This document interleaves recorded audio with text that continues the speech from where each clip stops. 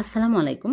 আজকে আমি ঈদের সেরা স্বাদের ডেজার্ট বানিয়ে দেখাবো। খেতে দারুণ টেস্টি। প্রথমে চুলায় প্যান বসিয়ে ১ চামচ ঘি দিয়ে সুজি হাফ কাপ দিয়ে নেড়েচেড়ে ভেজে নেব। একদম হালকা আঁচে নেড়েচেড়ে ভেজে নিতে হবে। ভেজে নিলে কাঁচা গন্ধ থাকবে না, খেতে দারুণ টেস্টি হবে। তারপরে এলাচি গুঁড়া সামান্য লবণ দিয়ে ভালো করে নেড়েচেড়ে নিব। তারপরে দিয়ে দিচ্ছি গুঁড়া দুধ 1/4 কাপ। গুঁড়া দুধ বেশি দিলে খেতে আরও বেশি টেস্টি হবে।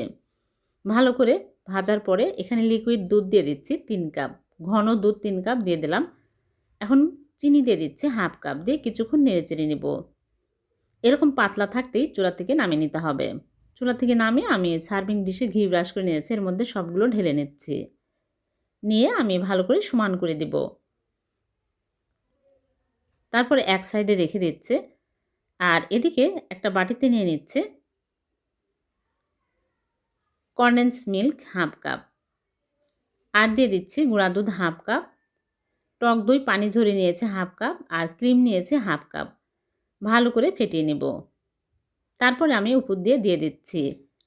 দিয়ে নরমাল ফ্রিজে রেখে দিব ৫ ঘন্টা। ৫ ঘন্টা পর বের করে আপনাদেরকে কেটে দেখাবো। উপর দিয়ে বাদাম কুচি আর ফুলের পাপড়ি দিয়ে সাজিয়ে নিলাম। হয়ে গেল ভীষণ সুস্বাদু ডেজার্ট। ঈদের দিন রাখলে আর কোনো কিছুরই প্রয়োজন হবে না, এতটাই টেস্টি হবে। ভিডিওটি ভালো লাগলে লাইক, কমেন্ট, শেয়ার করে দেবেন। আবার দেখাবে। আল্লাহ হাফেজ।